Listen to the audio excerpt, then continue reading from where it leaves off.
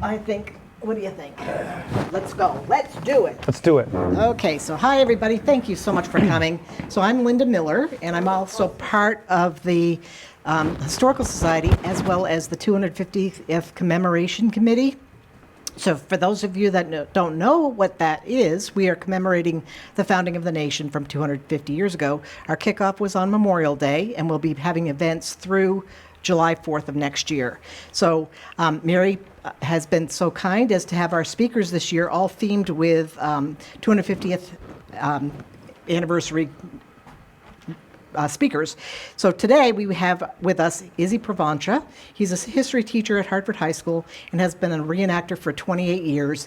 And Izzy is going to give a much bigger, better biography than I just did. The thing is, we are going to be having, as part of the 250th commemoration, the Hartford Library will be hosting something called the Colonial American Fashion Show, and it's from Spirits of Fashion. It's going to be held at the Cornerstone Community Center, and that will be on June 23rd. I believe that is a, Tuesday? Monday at 6:30, and it will. I'm going to read to you a little thing. It says, "Discover how people lived, dressed during the years leading up to and during the time of the American Revolution." So it's sponsored by the Hartford Library as part of our semiquincentennial. That is the 250th anniversary, and the event is free and open to the public. And if you have questions about it, please contact the Hartford Library. So without further ado, I'm going to have Izzy take on over. Thank you, everybody. Thank you for coming. So I just want to thank the Hartford Historical Society for having me. I appreciate it. Gwen is unbelievably enthusiastic about the 250th, and we can talk a little bit more about that. Also, Mary, I struggled very much with an idea. I was thinking about how Vermont towns responded to the April alarm. It was going to require way more research than I had time for by virtue of teaching and coaching and all those fun and all the volunteer things that I do. So, what's that? Next year, I could. So this was actually Mary's idea, and I thought it was a fantastic idea. So I have to give her thanks and give the Hartford Historical Society an opportunity to be here. I am a teacher at the high school, and the reason why I like to do these things is because, unlike in the high school, people actually like to listen to what I have to say. So you know, you're here, you know, being volunteers, and you care. And usually that's not the case. That's a little sarcasm, by the way. So I'm a history teacher at the high school. I've been at Hartford High School for 13 years now, which is now, I'm at that point in my career. Well, I'm at phase 1 of teaching. Phase 1 is I have former students as colleagues. Phase 2 is the children of former students. Phase 3 is the grandchildren, and I hope to God I'm not there for that one. But I'm at the point now where I can't walk into a public building around here and not run into a former student. So and I'm like, man, and now some of my former students are like 32. So, you know, but anyways, that's neither here nor there. I've been, as Linda said, I've been a historical reenactor for 28 years. I actually got my start when I was 16 by a history teacher in my school. So I'm originally from New Haven, Vermont. I went to Mount Abraham, which is in Bristol, and so it is not coincidence that I am still a reenactor and a teacher. So I'm also Vermont 250th Commissioner, so I am the reenactor liaison. It's not really liaison, I'm part of the commission, but the reenactor representative of the 250th Commission. I'm also the treasurer of the Tunbridge Historical Society. That's something that I take a lot of pride in. Which I'll shamelessly plug that later. Yeah, so I have, I guess it's hard to see all this. Yeah, good. So I've been reenacting for 28 years, and reenacting is kind of like a gateway drug. So I started out with this history teacher, doing French and Indian War reenacting. And my first event was Lake Champlain Maritime Museum in August of 1997. I got to row the Philadelphia, which has a 16-year-old. That was the coolest thing ever. Now, if they say, hey, you want to go row the Philadelphia? I'm like, I got to go to the bathroom. I'll be back. I've done that a few times. It sucks to row, but anyway. So I started there, and that naturally led to Rev War, the American Revolution, and that's now my primary thing. I love the American Revolution. I can talk about why that is. And then, of course, what happens, like I said, it's like a gateway drug. Almost nobody does just one time period. And when you're young, people are like, hey, you should come and do this. And I got invited to the 135th at Gettysburg, which I should have went to because they did Pickett's Charge, bigger than Pickett's Charge. It was supposedly the biggest reenactment ever in American history. And I was invited, and I was just a little too young, at least to like commit to that, and too new. And so then what happened was I got into World War II reenacting. I couldn't find any pictures of me doing World War II reenacting. I have them at home, but those are, back camera. And then I did World War I reenacting. I still do that periodically, which is pretty cool. And then I did War of 1812. And this is actually us at the bicentennial of New Orleans, so the Battle of New Orleans. And so it's been pretty cool.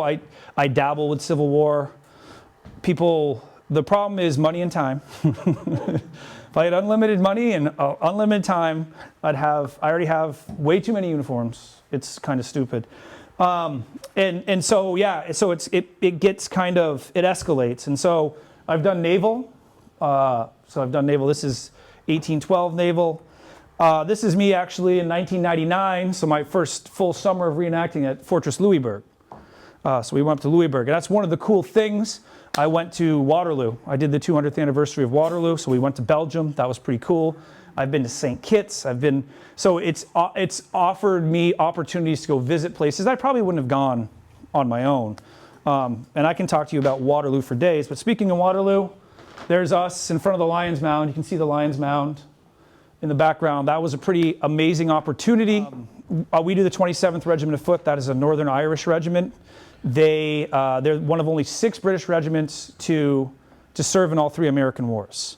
And I portray them in all 3 American wars, which is pretty cool, I think.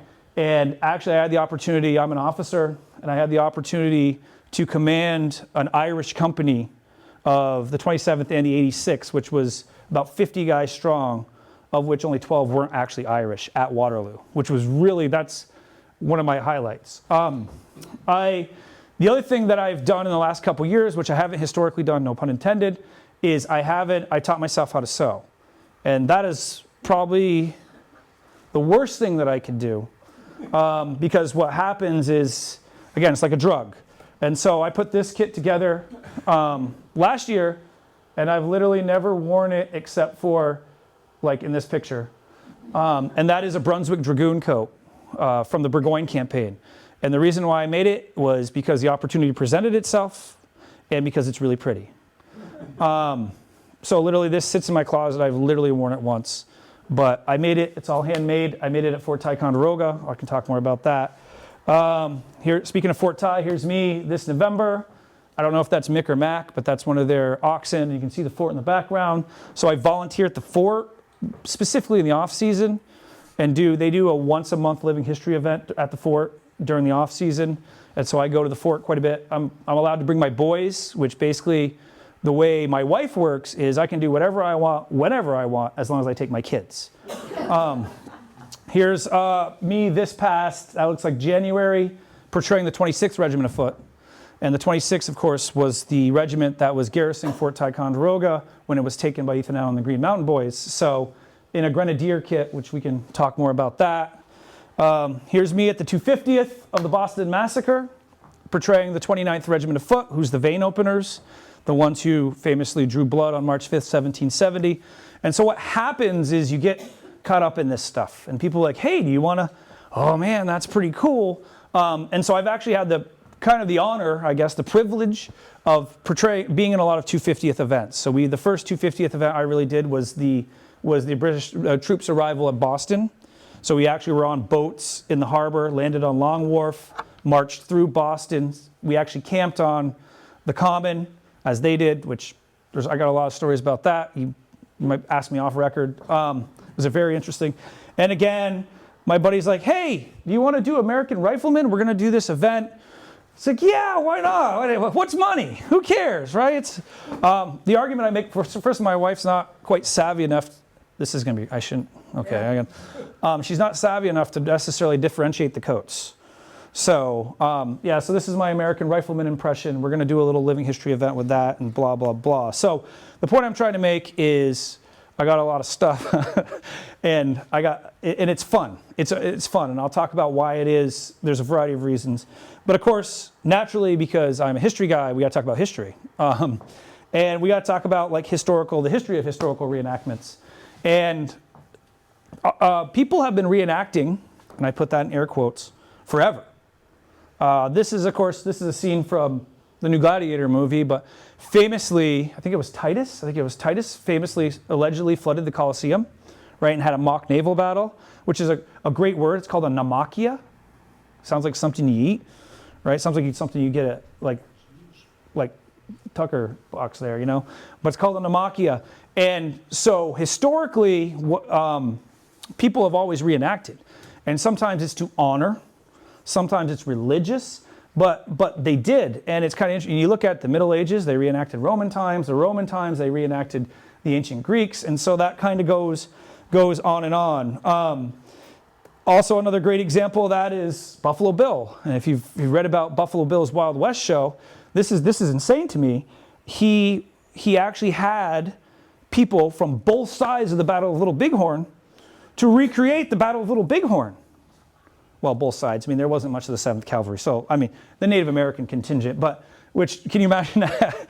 Like, and that was part of his show, and that was entertainment. Another famous reenactment, which I use that very loosely, is the 50th anniversary of Gettysburg. So they famously, these you can see them. This is an actual picture from 1913.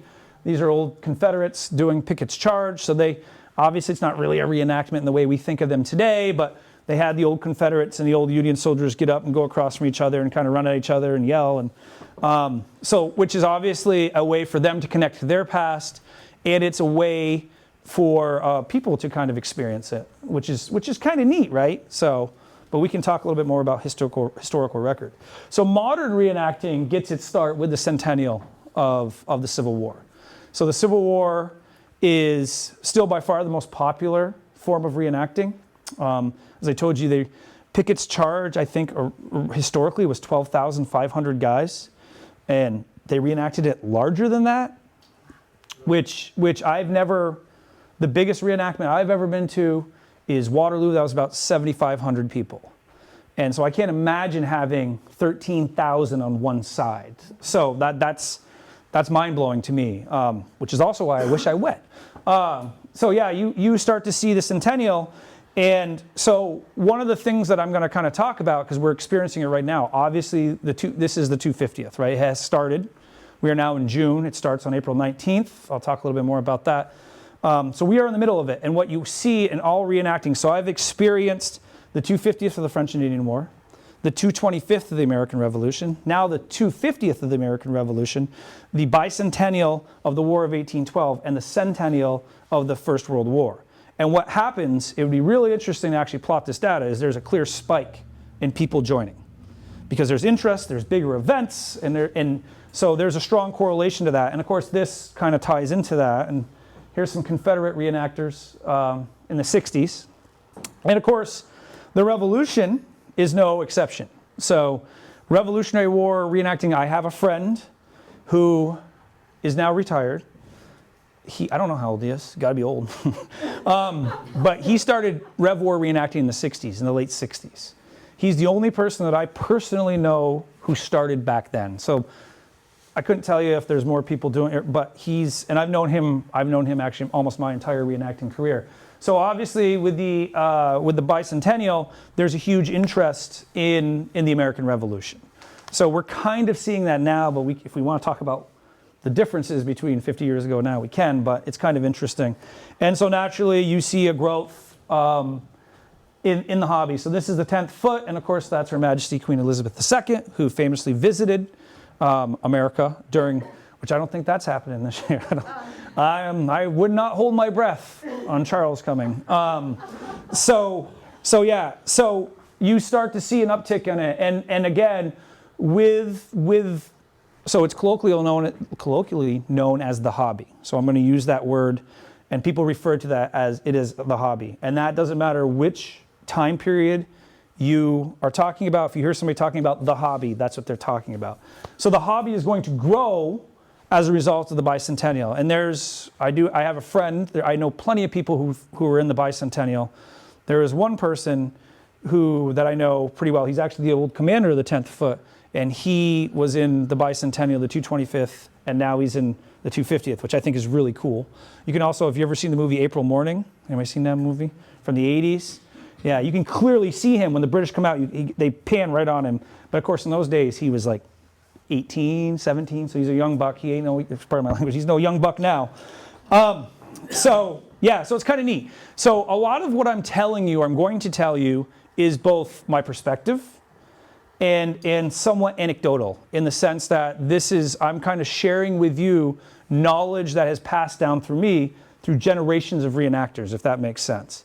And I'll talk a little bit about more where I stand on all this, because I think I'm in a pretty unique position, and I'll talk a little bit more about that. But the question is, why do people reenact? And the number one reason is it's love of history, without a doubt. I don't think everybody necessarily joins the hobby because of a love of history, but they join the hobby because there's at least some, and it's really interesting to hear why people join. Some people join because, hey, I've made wood bowls my whole life. I'm pretty good at that. Here's a market for it. I don't mind putting on some clothes. Hey, a lot of people, especially the older generation, they were black powder shooters, right? They love flintlocks. Love flintlocks. So I want to go and shoot my flintlocks, and I'm going to build my flintlocks, and I'm going to tell you about my flintlocks.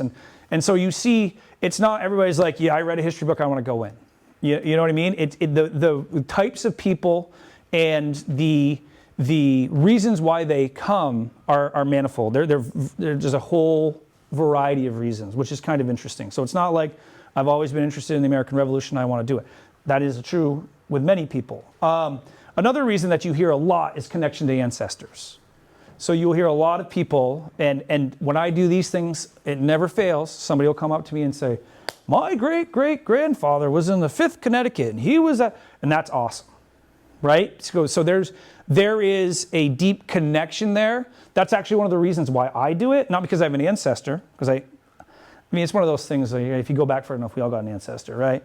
I don't really have a direct ancestor, but what I like, what's the reason why I do it, and it's on this list a little bit, is this like the opportunity to walk in those footsteps. So to me, that's super cool. You know what I mean? So for instance, on May 10th of this year, 250 years to the day, guess what I got to do? I got to storm through the Wicket Gate at Fort Ticonderoga, right? That's a pretty cool experience. You can read about that, you can watch videos about that, but to be there and experience it, that's what gets me going. One of the stories I like to tell, it's a very simple story. We do World War I reenacting. It's in Pennsylvania. We have trenches, we have barbed wire, we have houses that are half built and look like they're blown out. They fire flares, there's smoke, it's just cool. And one of my coolest reenacting moments is we were just on patrol in no man's land, and it was pouring rain. And the lighting was just right to silhouette, you know what I mean? And so I'm sitting there and I got my helmet on, and the rain's banging off of it, and we're taking our time. And I look around me, you got a whole squad out there, right? And when we came back, all the guys were like, oh my God, that was so cool. Because they were all watching from the trenches, right? And just the lighting was perfect, you know? And those are the moments where you get kind of caught up, you know what I mean? Obviously, I know I'm not going to get shot, although I did get shot at with a live bullet there once, but that's a different story. That was really exciting. I'm the kind of person like, wow, that was cool. Other people would be like, oh, I don't want to do this anymore. But yeah, so those are the moments. Another one's education. We'll talk a little bit more about that. That's not a priority for the vast majority of reenactors. I can tell you that, but we'll talk a little bit more about that coming up. Again, strong connection to historic sites. My place is both Fort Ticonderoga and Mount Independence. When I first started reenacting, they were still pasturing cows on Mount Independence.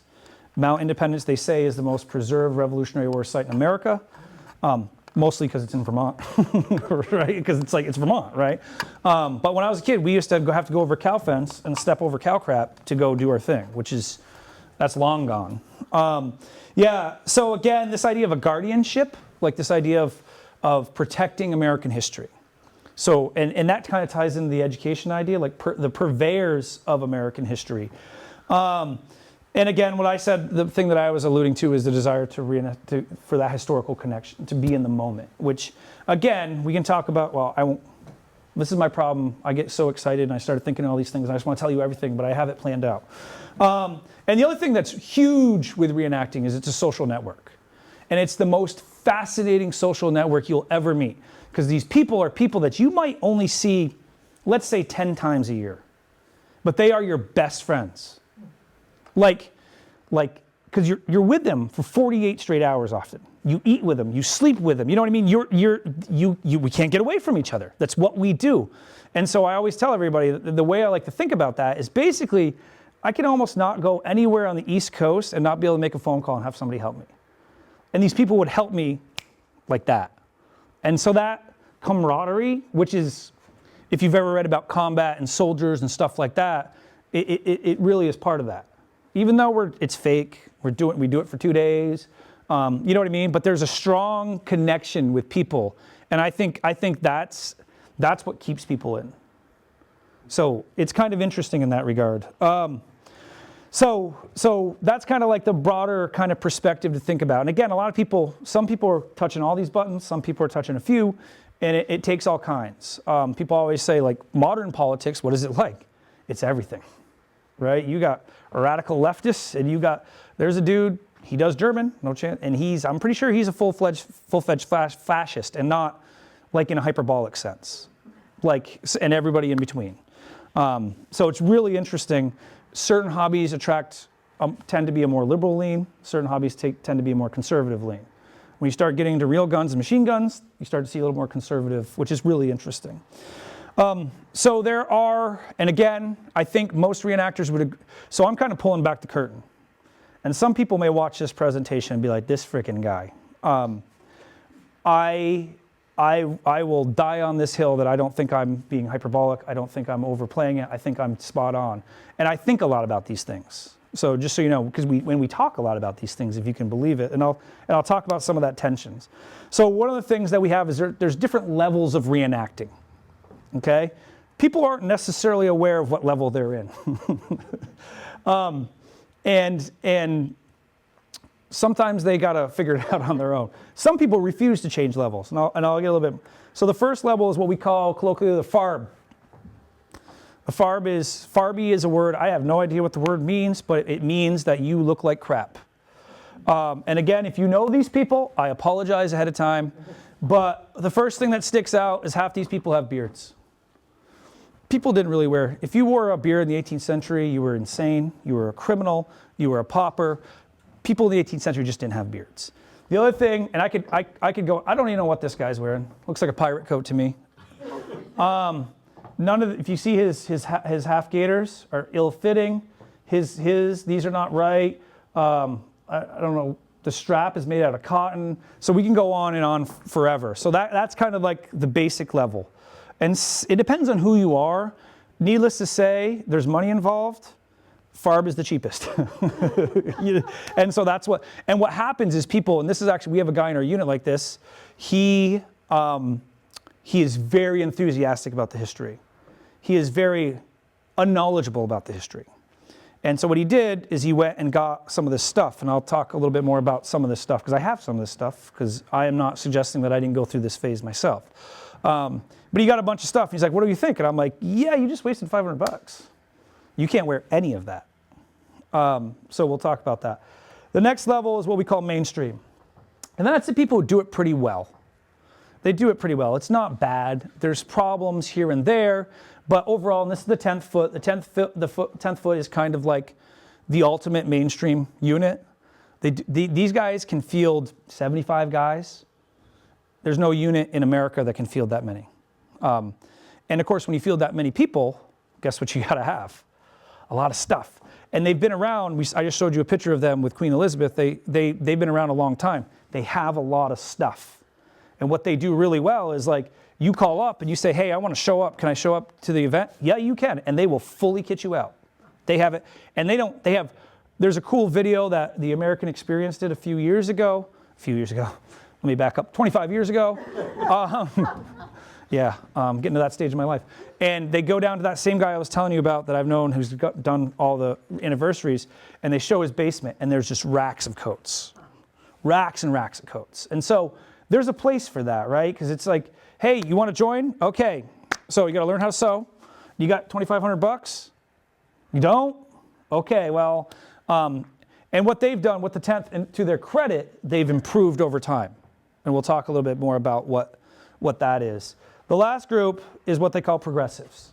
And the progressives, they're referred to stitch counters, stitch Nazis, stuff like that. They are like literally like your shirt should have 8 stitches per inch. They want to immerse themselves in it as much as they possibly can. And there is, I can go on Facebook right now and show you comments. There is a ton of tension between these people and those mainstream people. Everybody kind of agrees the Farbs, it's like, you know, and we'll talk more about that. But there's a lot of tension. And we'll talk about how the hobby's changed over time and how I would argue a high tide floats all boats. And I'll talk a little bit more about that. So I did, believe it or not, I did some research on it. I just didn't make all this up off the top of my head. And I found a really interesting report written by, I don't think I have the lady's name written down. It was written by the National Park Service in 1999. And it talked about, it basically, long story short, it's about a 150-page kind of like essay. And it talks about how, like the relationship between the MPS and reenactors. And it goes into history, and the history part's super interesting. And so it's a woman, I can't remember her name off the top of my head, I should have written it down. But she says that there are 2 generations of reenactors. Okay, and I'm gonna tell you there's 3 now. Okay, so the first generation, and by the way, I didn't think of this framework until I read this. So it's she spurred me to think of this. So it says, the first generation, in the early days of avocational reenactment, safety standards were lax, and many on the field were just there to play soldier and have a good time. Many of what I call the first generation reenactors were veterans of World War II or Korea who seemed to be recreating their own military experience of combat and camaraderie rather than events from the more distant past. So kind of circling back to what I talked about, that idea of kinship and commonality. You're a World War II veteran. This kind of gives you an opportunity to do that. Then she goes on to say that the second generation of reenactors, reenactment was not just a game. Many were children of World War II veterans who grew up expecting someday to serve their country in war, to experience the kind of national pride and purpose that their parents had shared. The national experience during Vietnam had shaken that expectation and left many men and women of this generation, even those who did serve the military, with unresolved doubts about their national identity, which I think that's super fascinating to think about, which I think that's a pretty universal military experience for a lot of people in that time. Reenacting was a way for them to feel connected to a version of America's military and social heritage that they could be proud of. At the same time, it allowed them to create present-day communities that helped to soften many of the sweeping social changes taking place in everyday life. Reenactors of this generation were much more serious about standards of safety and authenticity. For the first time, women began to be involved in reenactments, reflecting changing gender relationships outside of the hobby. Continuing on an overall trend throughout reenactment's history, reenacting performances reflected ever broader social contexts, including more civilian impressions. The central emphasis, though, was still on military life and history. While camp life and community have always been the social center of the reenacting community, battle reenactments remain the performative centerpiece. So I think that is really well written. That's why I quoted that in length. I don't think I can. So basically, this next generation wanted to kind of take some of that pride of Second World War. The Vietnam era kind of ruined that, and so they turned to reenacting to kind of capture a little bit of both, as well as deal with social change. That's more or less the people that I started with. The vast majority of them were in their teens in the 60s, some in the 70s, so they're in that Vietnam era. And it was a pretty interesting kind of experience because I would argue there's a third generation of reenacting. And I think, and this is not meant to be egotistical, but I think that I straddle both generations. I was born, so to speak, in that second generation of reenacting, but I have recognized and harnessed the third generation of reenacting, which I think. And so the third generation, the thing about history, I'm assuming most of you are history people or history-minded people, is that history is interpretive. The name of my lecture is Interpreting Historical Interpretation, right? So as time goes by, there's more interpretation. So, and it's amazing to me. Here's a great example. I'm going to ask you a question. What were the colonists wearing during the Boston Tea Party? What did they famously do? Anybody know? Correct. That is not true at all. That is not true at all. If you look at the sources, they said that they put stuff on their face to look like Indians. That is it. They did not put, and if you look at, there's a famous, probably have all of you seen a lithograph from like the 1850s, 1860s, I don't know, it's from the 19th century, and it shows them with big war, of course, Plains Indian headdresses, you know what I mean? And that's not true. That's not what they did. And you look at those primary source accounts, they say that. They looked to look like Indians. It doesn't say, we put on, so that's the worst thing that ever happened in history of the 19th century. The 19th century, they're like, hey, we're going to take this and run with it. So which is kind of interesting. So I'm going to kind of go through some of these third generation reenacting trends. The one thing that you're going to see is more diversity. So history in general is becoming more diverse. It's becoming diverse in the sense that stories that weren't always told are being told, and there's more of an emphasis on that. And we'll talk a little bit more about that. So you see an African-American man here, and of course you see women and children here, which is interesting. And we'll talk about what they're doing and all that kind of stuff. So within the reenacting community, there are what I can only call reenactorisms. So there are things that so I got to take place, as I said, I took part of the 250th of the capture of Fort Ticonderoga. We marched 23 miles, slept in the rain, and I heard the most profound comment that I've ever heard at a reenactment about reenacting. And so the Green Mountain Boys were a hodgepodge of different units. So there's plenty of Brits in there, which, by the way, do you want to know why I do British? This is my joke I like to tell, because I like to wear shoes, not eat them. Yeah, okay, huh? No, my teacher was originally a British reenactor, and let's be honest, they look better. It's something like some stupid stat, like out of the 254 battles and skirmishes of the American Revolution, they won all but 8. Turns out those are the ones they should have won, but good. Yeah, and it wasn't because to hide the blood. Does anybody know why the British red coats were red? It's a very practical government reason. Cheapest. Whoever said that, it's the cheapest dye. Yep. So, so reenactorism. So anyways, back to that comment. There's a group called the 3rd New Jersey. They're the 3rd New Jersey, the New Jersey Greys. And so this reenactment was kind of like the who's who of the progressive movement. So we had people from Colonial Williamsburg. We had people from Trenton. We had people from OSV. We had Old Sturbridge Village. We had people from Fort Ticonderoga. It's people who write books on all this stuff. It's kind of, and one of those guys, I don't want to out him because it's going to be public. He said that those 3rd New Jersey guys, the problem with them is they didn't learn they learned about history from reenacting, not from history. And I said, whoa, what a profound statement that is. And I started thinking about it. Damn, I learned a lot of history from reenacting, not from history. And I've had to unlearn a lot of that stuff. When I was in the 90s and the early 2000s, one of the famous phrases that was often said in the hobby, which now I will punch somebody if they say it, is, if they had it, they'd use it. Well, they didn't have it, so we shouldn't be using it. So it's kind of an interesting thing about that. So this idea of busting reenactorisms. So again, there are another famous, I could list off the reenactorisms till the cows go home. I should have thrown a picture up. One of them is, you ever seen those Viking chairs? They slide, it's 2 panels, they slide like this, and they look almost like easy chairs. Those are Viking chairs. They didn't, the vast majority, do you think a soldier in the field carried a chair? Yeah, it's like, hey, here's my food, my pack.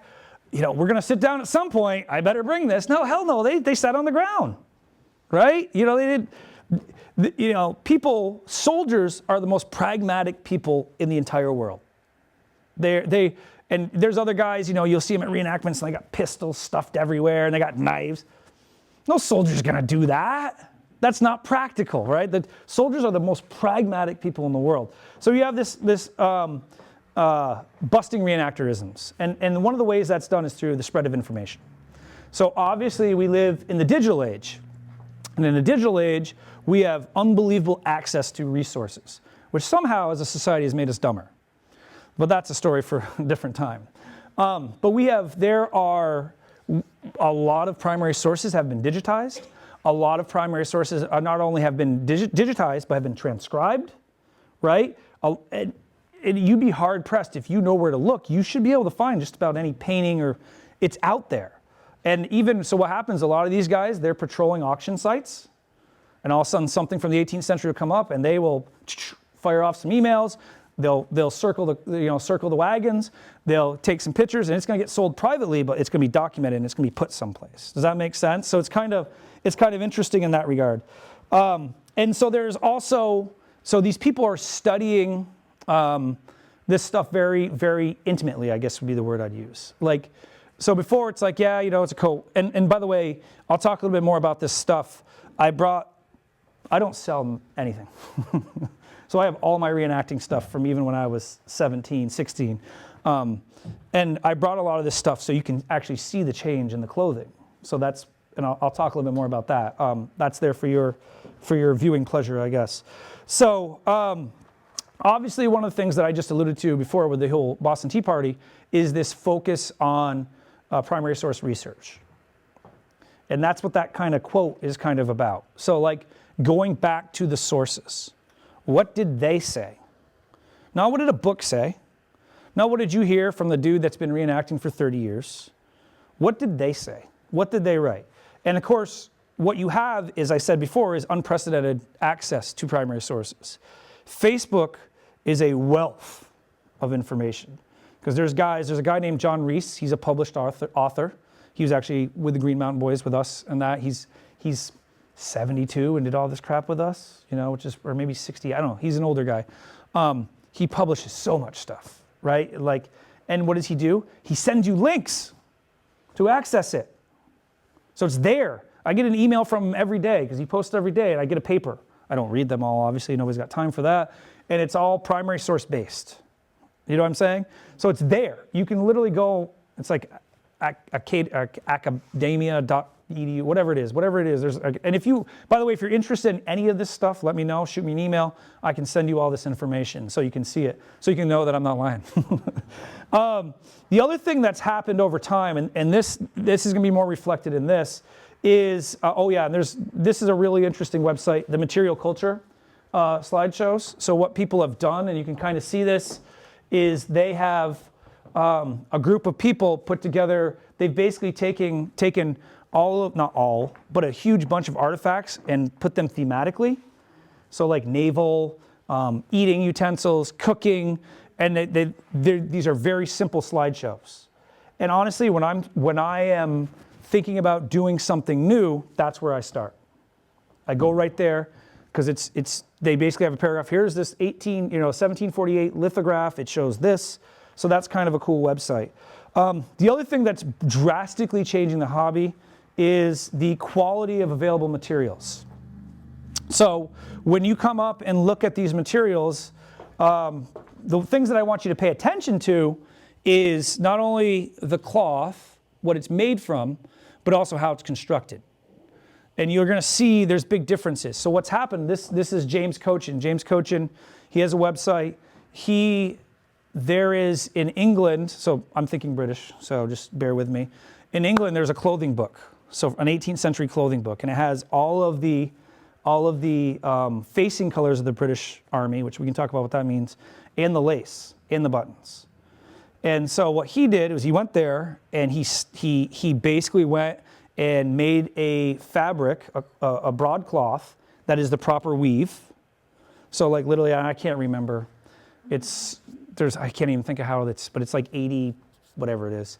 And the proper color. I just bought literally last week, I just got it this week, I bought some facing color from him because, again, like I said, I'm going to make a 20th Regiment foot coat for a Burgoyne coat. And he emailed me. He said, this is an exact match to the clothing book in every way. He said, it's perfect, which is cool, right? Like we didn't have that. Well, we kind of did, but we'll talk a little bit more. We didn't really have access to that. So that's kind of neat. And so think about the time these guys are putting into it. It's mostly men, by the way. I'm not being sexist, just to be often. There are plenty of women, and we'll talk more about that too. But the time they're putting into it. Now, obviously, he's selling something. It's not cheap. It's $65 a yard. Wow. My officer's coat is $125 a yard. It's a $1,200 coat, which is why I didn't bring it. I don't want you touching it. No, I was kidding. I'm kidding. I can only have so much stuff. Yeah, so you're paying a premium for it. But at the same time, he's putting that information out there, right? He's making it accessible. And so what you've seen is a transition from this kind of wool, which this is like you go to the fabric store and get it, to more authentic wool.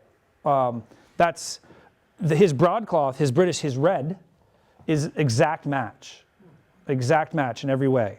So, and when I first started reenacting, that didn't exist. You also see there's more purveyors of authentic goods. So this is William Draper. He's out of Chicago. And so if you click on these links, he gives you a history of all this stuff. And he points to specific primary sources. So where a lot of people get information from is from, obviously, or for the American Army, more specifically, deserter ads. So they post a deserter, so-and-so, Phil from the 5th New Hampshire ran away. He was wearing a broadcloth brown coat faced red with linen ticking pants. And so he'll put those quotes in. So he's attempting to educate you at the same time as you're buying a product, which is pretty interesting. And again, of course, when I started, the internet was more or less in its infancy, so it's tempered with that. But you have access to a lot of this stuff, which is interesting. And another very famous Burnley and Trowbridge, I'm actually wearing a nice $45 kerchief, which is a direct match from Colonial Williamsburg. So again, what they do is they go to these sources and they make an exact match of that. And again, you can see they have some broadcloth. The other thing that's been happening more and more and more, and this was the biggest mistake I made, is there's workshops. So this is where, that German coat, that dragoon coat I was telling you about, basically my buddy is like, hey man, Fort Ty is doing a German coat workshop for $400. Ooh, and it's like, okay, well, it's during sugaring season, so that's gonna be a little bit challenging, but I think I could skip a day and go to Fort Ty, and I love the workshops because you have people who are experts, right? And what they do is the same thing with Fort Ticonderoga. When you go there, they want to make sure they can answer your questions, and not just by telling you, they show you, right? So they literally had this book. It's got to be an expensive book. I can't imagine how expensive it is because it's rare and it's huge. But back in the day, they photographed a bunch of 18th century German stuff, and so he's like, oh yeah, look. So if you look at they have welted button, and I don't want to go too off in the details, but so what happens is you have these people who are experts teaching you. The guy, this workshop right here, well, this is Roy Najecki's, but Minuteman does workshops with a guy named Henry Cook. Henry Cook is arguably the expert on 18th century clothing. He collects it, he studies it. One time they had him in like 2013, they had him remake the John Hancock coat, which I thought was the funniest thing ever because he basically sat and was like cordoned off and sewed, and people walked by and watched him, which I thought that was really funny. Like to me, that'd be like he was an animal. But he's the expert, and he runs these clinics, these workshops. And the coolest thing about most of these guys, well, not most of them, all of them, at least the ones I've experienced, I've done multiple workshops with Henry and with the guy named Gibbs-A. Does anybody know Gibbs-A? He's actually a Norwich dude. So he's the head artificer at Fort Ty. They don't care what your skill level is. They'll help you, which is cool. And by the way, that coat, we're talking $800 if somebody makes it for you, because it's all hand sewn. It's 100% hand sewn, which we'll talk about that a little bit more too. So the other thing that you started seeing specifically, so the third generation comes about around 2010, 2012. That's when this new wave of reenactor comes in. Some of them have been in it. There are people like Roy Najecki. He lives in Rhode Island. He's a purveyor of fine goods, and he has kind of always been a progressive. And Roy's probably in his, he's got to be in his 60s now. He's been doing it since the 80s. And so there's always been those guys, but what he's done is brought in a lot of these younger guys. And there is attention to detail. There is teaching people how to sew, teaching people how to sew properly. And so, if you pardon the expression, they call them stitching bitches. So what you do is we all get together, we put on a movie, and we sit there and we sew. And usually there's a lead person, and this is independent of the workshops. It's a unit thing. Because the whole idea is if I teach you how to sew, then you can do your own stuff. And financially, it's significantly cheaper, right? So the only time that you put in, I've been working on a coat, long story short, that same guy that was new, he got a coat made without our authorization. It was unlaced. I've been lacing it. So every morning I spend an hour and 15 minutes sewing his coat. I'm almost there. I'm so close. I'll have it done certainly by next week. Next weekend's the 250th anniversary of the Bunker Hill, so that's where we're trying to get him going. The other thing that you start to see, so there's an emphasis on that. So in the old days you just kind of, and you can still do this. These breeches, actually, I did not make these breeches. I made everything else except for my shirt, and I made my coat wherever it is, and I made that coat and those breeches. But anyway, and those. I don't make shirts just because I just don't want to, and my buddy's really good at it. But like, you can still have people make stuff. There's still people out there, but you're not paying a premium, but it's way cheaper if you got the time. So needless to say, my production in making stuff goes up in the summer. Because it's too hard to do it during school year. But yeah. So the other thing you start to see is this idea of model companies.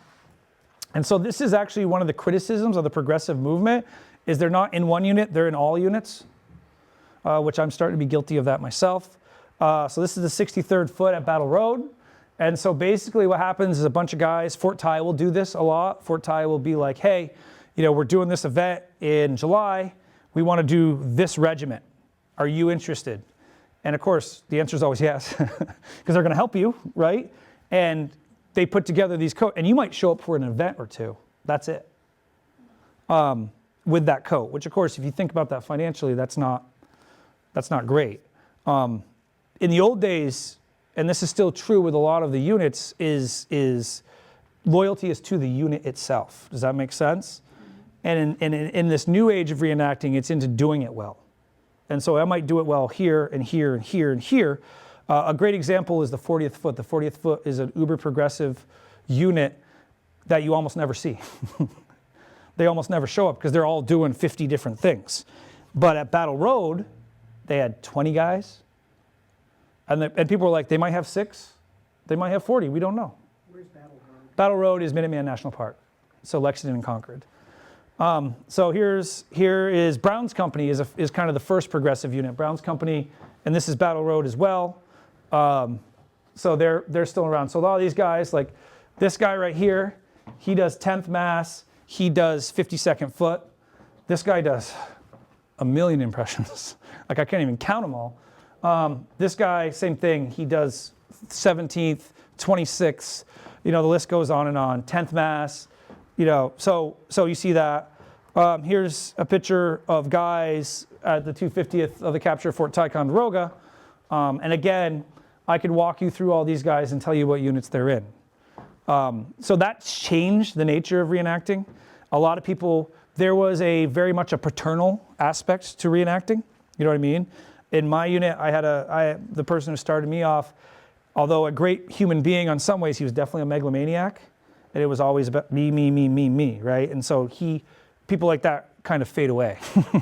They kind of have to in some ways. So we're starting to see that.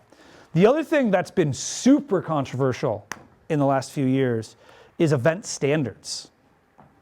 So Minuteman said that if you're a British unit, you have to have wool breeches. You have to have wool breeches. That's what they had in April of 1775. You have to have wool breeches. And they said that like 8 years ago.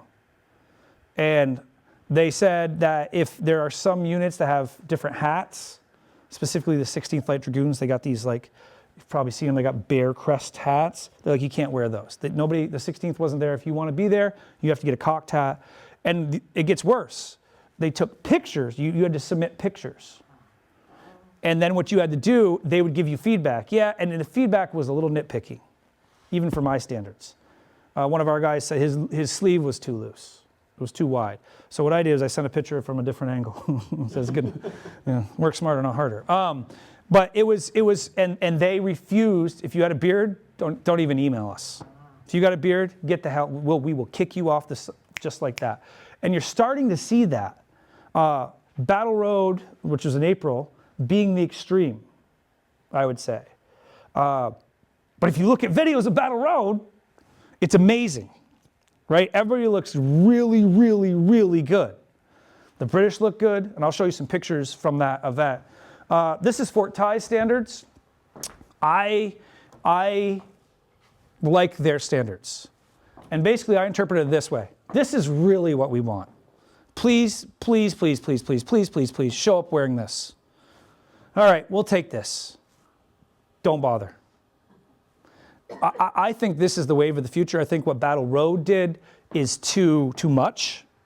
I think it really pissed a lot of people off, except for the people who got in. Some people didn't get in. And they capped numbers too, but they did that because of logistics. But Fort Tye, this is what they do, and I like this model. I think it's fair. I am, obviously, like I said, I got my feet in both worlds, right? So I can understand why those people are pissed off, but I can understand what these other people are wanting, and I understand why. And I agree with them, I just don't think we should necessarily marginalize those other people. And so I'm helping plan, in part, the 250th of Saratoga. And the British guy who's doing it, and so I don't know if you know this, but the British cut down their caps into the famous Burgoyne caps. So they're instead of being a cocked hat, they cut this and then made it so this part's gone. It's basically just a flat around, and it has a horse mane. And so I said to him in January, I said, I think, so we're 2 years away. I said, I think right now you should tell people they have to have Burgoyne caps. And he's like, oh, and he's from the old school, right? He's been doing it since 95, or even maybe actually more than that. He's been doing it since the bicentennial, or yeah, since like 79. And he said, well, I don't want to make people mad. And I'm like, if somebody can't put together a $200 hat in 2 years, we don't want them to come. Because the whole army had those cut down hats. And so you kind of have those conversations.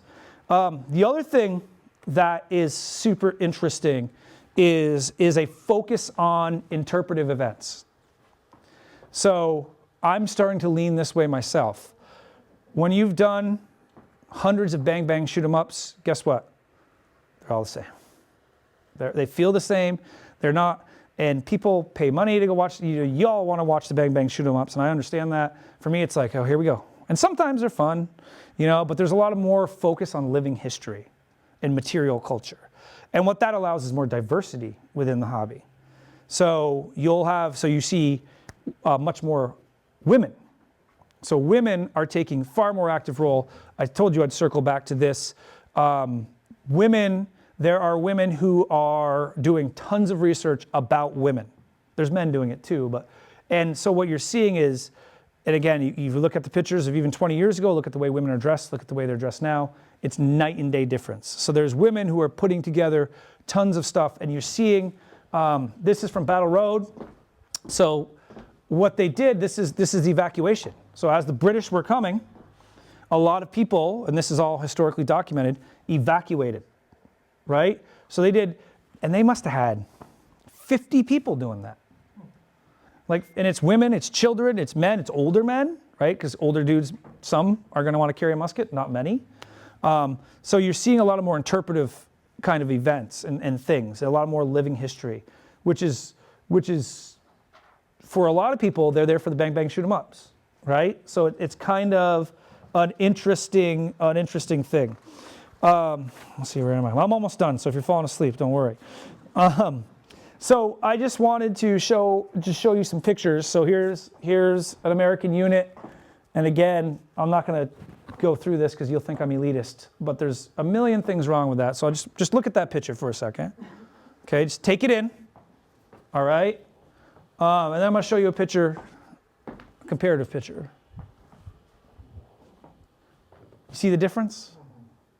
Like, and so a lot of those mainstream people will say, well, the public doesn't know. They might not know, like no, but they can look at the two different groups and go, those people are doing it right. These people, I'm not so sure about. So I think that's super interesting. So this is at Minuteman this past year for the 250th of Lexington and Concord. So here is the 22nd Regiment of Foot. This picture, looking at it, the funny thing is you can look at these pictures and kind of date them. I'd guess that's late 90s, early 2000s. So you can kind of look, just again, give them an eyeball. This one's a little bit harder. But this is them on Lexington Green this past year. And you can see, right, even just without, like a novice eye, you can see they look different. And if you want me to go back through those pictures, I can. But it's pretty interesting. So, and they're almost in the same spot. I'm going to end with this. So this is me and wearing my first red coat back in 1999. It's the first year I did Rev War. That impression is, there's nothing right about it. When I say nothing right about it, I mean there is literally nothing right about it. There's not I cannot look at that picture and say, other than the musket might be the only thing right, but the material, the coat itself, the hat, the cap, all of it is bad. This is when we upgraded. I'm back here. We upgraded. Again, there's the amount of things I can point out. The most obvious thing to me in this is, and you can see, I have one right here, the light infantry wore roundabout waistcoats. That's pretty simple to see. You can see that in paintings pretty easy. If you know what you're looking for, you can clearly see that. You see how it does this, right? That's the standard 18th century. This, well, I'll just show you. See how that's straight cut, right? That's a simple thing, right? That's a simple thing. So you start to see that, you start to see these changes. I would argue, and this is kind of circling back, a high tide floats all boats, right? So you're always going to have, right now, two of my buddies, including one of the ones I showed you up there, are organizers for the 250th of Bunker Hill. And they're really having a hard time because there's a bunch of units. They're like, hey, you want to show up? And it's like, you don't meet the standards. Here, and their bar is much lower than Minuteman. But you don't meet the standards. And it's like, and of course, these people are pissed off. And what do? They turn to Facebook, which I was going to show you a bunch of pictures of Facebook conversation. But I figured I probably shouldn't do that. But people are like, they're ruining the hobby. It's going to hell. Back 30 years ago, we had 500 guys. Now you can barely get 100. Well, at Battle Road this year, we had, I think there was 350 British who all looked good and 275 Minutemen. So I don't know. But anyways, I'm going to go turn on the lights and I'm done that part. Or you? Okay. So what I have is just some clothing, which I invite you to come up and check out. Like I said, pay attention to the material. And again, they're not clean. And I'll just let you, I'm going to have you answer questions, but that's literally those. And I don't fit in those anymore. And even that shirt right there is the original shirt. Does anybody have any questions? Yeah. You have Bunker Hill coming up next week? Yeah, so not this. Is it going to be a 3-hour thing in the afternoon? No. Their battle's never that long. Yeah, no, that we'll do the 3, I think it's in 2 hours. So we're doing the 3 charges and all that stuff. So When does it start? When does it start? I think it starts I don't know, I'd have to look. You can Google it. If you Google Bunker Hill 250th. I saw a hand somewhere in the back. Pat. Do you know much about the groups in the West that do the reenacting of sheriffs? Oh, no, not really. But they suffer. I should have noted the progressive movement is actually born in the Civil War. So the Civil War guys are the ones who first really embraced that. And I knew, even in 2000, 2001, I knew it was coming. because I actually did World War I with some hardcore Civil War guys, and they'd do backpack inspections. So they'd line up their regiment and have the guys pull out their backpacks, and they would be chewed out if they had anything anachronistic in it, which to me that's. And I knew the 2 commanding officers of the 5th New Hampshire. They were in my World War I unit, and I was like, and I saw it coming. I knew it was coming. It was trickling in. So, yes. Do you want to wait till he is Yeah, who's got the question? right here? This gentleman right here. Do you portray historic figures? Like, would there be a George Washington or a Paul Revere or something? Great question. So there are people. I have a dear friend of mine who portrays Martha Washington. She looks remarkably like Martha Washington. She has a dude, I don't really know the dude. I've met him. He does George Washington. He also looks remarkably like George Washington. He does. It's amazing. You look these people up. I have another friend who portrays Paul Revere and John Adams on the regular. And so those people do a lot of research on those. So some people do that, interpretive, and you can see my buddy being Paul Revere. He rides his horse like for the 250th. You can tell he's having his day. Another good friend of mine was Ethan Allen. Did he do any research into being Ethan Allen or anything like that? No. Fort Ty said, you're going to be Ethan Allen. He said, okay, and he's the leader. So you see a lot of that. So you have some people that are first-person kind of interpreters of historical people, and then some people it's like, for this event, you're going to be this, which is what, I have another friend. Well, that same friend was Ethan Allen's going to be Colonel Prescott at Bunker Hill, and it's not like he did. I'm sure he did some research, but I'm sure if you asked him about Colonel Prescott's life, he wouldn't tell you. He wouldn't know anything. Whereas my friend who does Paul Revere and Martha Washington, they are kind of experts on those people. So yes and no. Other questions? Does your wife have a hobby too? Well, I'll tell you, my wife, I brought her to one reenactment at Fort Number 4, so just down the river, and it wasn't her thing. And she had it's not for everybody. And I got a picture of us, so there's photographic evidence she did it once. And what she said is, why would I spend the hottest days this summer putting more clothes on? So that's a direct quote. So yeah, she doesn't do it. She'll come to them. My boys are starting to get into it. I just actually made some clothes for my kids. That was one of my goals. We actually were going to Fort McClary Saturday for a F&I event, that's a Farby event. But and my boys have been to Fort Ticonderoga. Needless to say, my boys are 7, almost 8, and 5. And needless to say, a 5-year-old and 8-year-old going to Fort Ticonderoga and getting the run of the place, you got to imagine that's awesome, right? Because they literally, first time, they're like, Dad, look at all these cannons. I'm like, yeah, can we fire one? I don't know, you can ask, So my boys are into it now, which is cool. With any kind of like kids, I think you don't force them to do anything. They like it, they like it. If they don't, they don't. But again, it's like, I bought them wood muskets. They go to, and they do what kids have always done. And again, I'm now at that point in my life where I'm like on the 3rd generation of kids, so I'm fielding, people are in my unit who I can remember were this big, you know what I mean? And my boys are doing what they did, which is there's a whole gang of kids. They all got wood muskets and they go around and they fire from the, and they go up in the tower and, all that stuff. And so it's cool. And like I told you, I can do whatever I want as long as I bring my boys. We can go to Fort Ticonderoga every weekend as long as I bring my boys. If I say, hey, honey, can I go by myself? She'll be like, I don't. I'm wondering how much do the professional reenactors interact with the hobbyists? When you think about all the parks like Strawberry Bank, Old Sturbridge Village, Colonial Williamsburg. You're talking people about that work and dress up for a job. That's a tough question because that's a great question, first of all. Those historic sites have different levels as well. Yes. So I looked at, I just saw a post this morning, or was it this morning from Fort William Henry.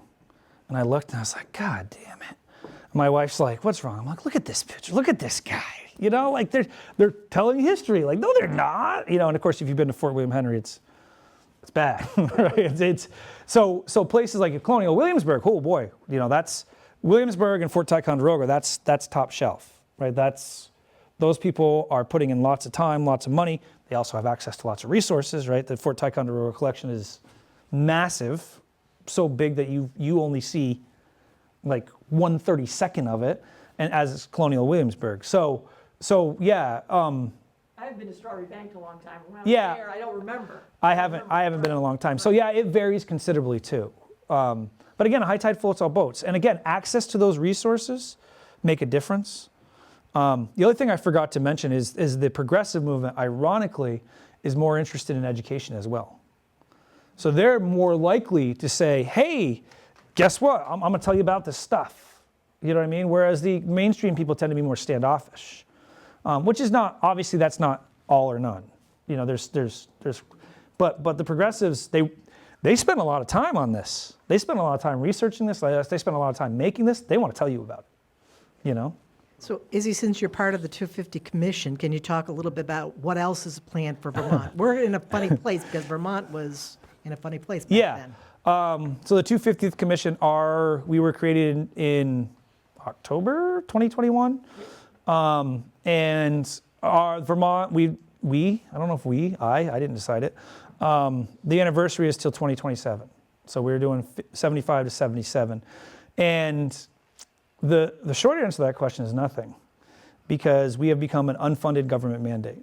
We asked for a certain amount of money from the state. They gave us nothing. So we have gotten money the last few years, and we've done a variety of things, which I can talk a little bit about what we've done with that money. But this year, and it looks like next year, we have gotten zero money. Wow. And so luckily, we are, I don't know, there's things that I don't know if I'm allowed to tell you, but we're finding other ways. Okay, good. But the problem is that enthusiasm for this one, and Gwen and I have talked extensively about this, is just not what it was 50 years ago. And I think there's a variety of reasons for that. So yeah, and and money-wise, it's just the money's not there. So that was a huge blow to the 250th Commission. The good news, well, the current administration is limiting grants from a lot of these humanities programs too, but that's where some money is trying to come from. So we've offered the planning grants, which I think Hartford got, as did Tunbridge. I'm on the chair of the education subcommittee, and we have some Fort Ty guys, and we have a bunch of educational people like from around Vermont and even New Hampshire or New York. And we've kind of done a variety of different programs. We've offered classes. We've presented at conferences. We kind of done a lot. I would say that, right? I mean, who? Some timeline stuff that we're planning in the reenactors. Oh yeah, I can speak briefly about our town of Hartford. We do have a timeline with events we're working on, that's already started, including Izzy's talk here tonight, up through next summer. One of our biggest events we've been working on very, very hard is May. Right now it looks like May 2026 to have our encampment. What we're planning on is in North Kilowatt Park. It's not a historical location because center of town is where the troops gathered in Hartford to march toward the west of the state in 1777, if I'm correct. Yeah, 1777. But center of town is not a very good location to have a bunch of people come. There's no parking. It's not the center of town anymore. So having North Kilowatt Park has a location where they're used to loud bangs because that's where the fireworks are at the South Kilowatt Park, and it's got the parking and it's got the capacity to take a crowd. So if we have the reenactors come overnight on a Friday night and stay there all day Saturday, people can come and visit. Izzy's going to help us coordinate the reenactor end, and Phil, one of our new members, the Hartford Historical Society board, is going to help on the volunteer end. It'll be part of our Parks and Rec department event calendar in the book, and have the encampment people. And they often do encampments where they have some of the women that are supporting the troops.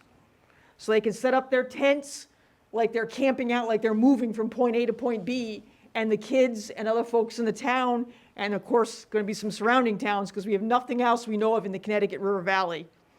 People come in and check out the troops, and they can talk and feel, and, we'll figure out what program for the day. But we're really looking forward to trying to do this, because it's something people locally can do without having to drive all the way to Mass. And hopefully have the school. And hopefully, if it's during the school year, potentially some of the reactors be there early enough in the day where some of the school kids can come visit, but that's going to depend on money. Right. So he's got one. Are there any other So, questions? But there's other events going on, so check out the Hartford Historical Society's 250th calendar. There's also one on the town website, too. So could you go over your costume? I'm assuming it's Well, what you own. I'm offended that you call it a costume. It's clothing. So I am dressed very basically. So one of the things I like about the 18th century, I'm just picking on you. One of the things I like about the 18th century is I like the style. So I'm wearing a shirt. This shirt is very long, goes down here. Average people didn't wear underwear. They'd tuck it. So the shirt acts as underwear. So this shirt goes, and it's a checkered linen. You mean they always tuck their long shirts in? Yeah, oh yeah. Well, not always. Now, do you have to check for authenticity to see if you actually have No, underwear on or not? I Okay, have- they don't I do have that. Okay. I have a buddy who likes to go hardcore, let's just put it that way. He's always, anyway. So shirt, it's as you can see, it's bunched, it's gathered, which is pretty standard. And again, here's an interesting reenactorism, which is all these old shirts, they had buttons on the edges. But again, when you start looking at the originals, see how this should be a rag. I don't know why I kept it, but maybe for this moment. They actually use cufflinks. Average people use cufflinks.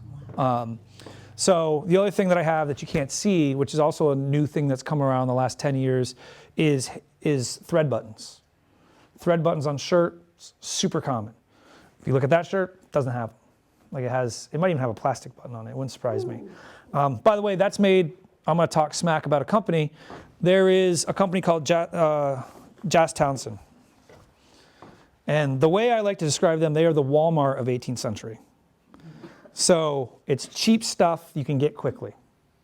It is not good stuff. And that dude, that new guy in our unit, that's what he went. So, yeah. Even your plaid is significant of something? Yes, this is based off of an original. So, that's one thing I forgot. What's really interesting about reenacting is we are subject to trends as everybody is. So, for instance, and this is like in high school, like 3 years ago, all the kids were wearing the stupid broccoli haircut. Remember that? You probably didn't see it, but there's like curls on the top. They all looked like idiots. But of course, what happens is I see Linda do it. She's pretty cool. And I see Mary. She's pretty cool. Well, I got to go do it. That happens in reenacting. It does, because we're human, right? So it's like, whoa, man, look at these neck scarves are a great example of that. Once they became available, they became all the rage. People began to accessorize with them. So you get caught up in those trends. I had a picture. I didn't put it up there. In the mid-2000s, like the mid-aughts. It's probably mid-aughts, like 07, 09, right around there. Workman's caps for officers became all the rage. Which why would a gentleman be wearing a workman's cap? So you kind of get those trends, which is kind of interesting. So So the reason why I mention that is this is all the rage right now. Like literally at the Green Mountain Boy event, people are like, oh yeah, look, you got that. That's so so. Yes, because it's a new run from that company, from William Draper Booth, and it's more authentic than the previous run. So everybody's hot after it. You made your Linen. Yeah. You made your jacket and did the lining of it? I did. Yep. So then we have a waistcoat. This one has false pockets. You can have false pockets. You can have real pockets. It doesn't matter. And again, the cut is very distinct. If this was the 1750s, the cut is longer. It's made out of broadcloth. This is actually New York City police wool, interesting enough, which is a good broadcloth, ironically. Cloth-covered buttons. Originally, they're pretty easy to make, pretty common. Pewter, obviously, also common. There's not really huge difference between those two. And again, the same fabric. These are fall front. So I'm not going to open it for you, obviously. All you'd see was shirt, but in the 18 or 1750s, you have fly frock. Oh, no. So it's a little bit different. So there's style changes, and again, a lot of these people, and again, if you've noticed, I don't include myself as one of these people, right? You notice that? So I'm the person who reads it, and I'm like, yeah, okay. And I ask a couple questions, and I go back to the resources. I'm not the one, I'm not setting any trends. I'm not pioneering any research. I can tell you that right now. I'm riding the wave. So yeah, so pretty standard cut. Cloth covered buttons, they should be wood, but wood breaks. It's a lot easier to do bone. It's kind of cheating, and the reason why they would do cloth covered buttons is because they're easy, right? You can go out, find a stick, cut it into thin pieces, and then have fabric and do that. Yeah, and then of course, these are called breeches or breeches. It's kind of the iconic look. Again, I have my buckles, my breech knee buckles.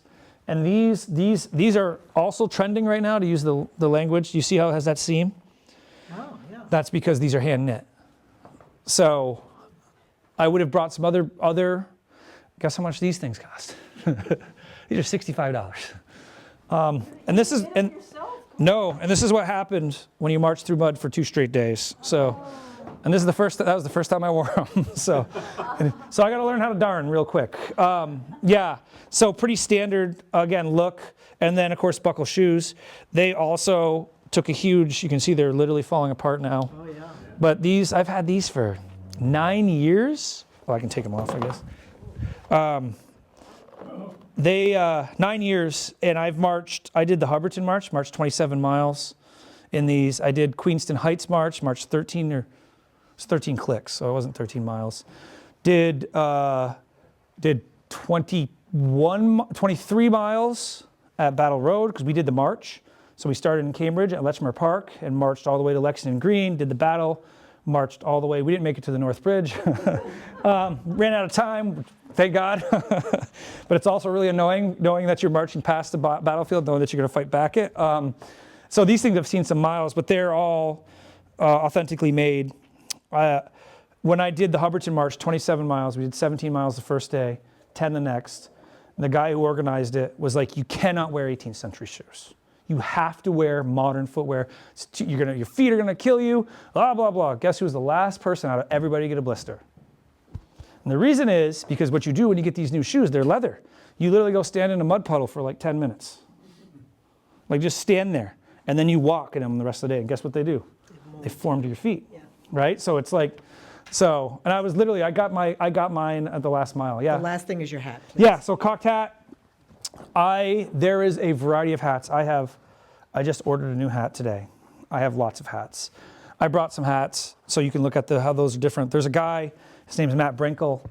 The dude is an amazing hatter. He makes them for a reasonable price, and he's, again, tons of research. He posts all the time. Here's this hat I made. Here are the 3 paintings that show it. This is a pretty standard cocked hat. In the 18th century, if you look at paintings, they have all kinds of cocked hats. I like this one because I think it's iconic, right? Most people, well, maybe not nowadays, but most people look at that and know, oh, 18th century. So that's why I like to wear it. I really like this style. Well, you saw some of the hats I have. What is the word cocked referring to on the? This part's cocked up. So you can actually, what a lot of guys will do, you can take this down and wear it this way, and that becomes a visor, which is pretty common.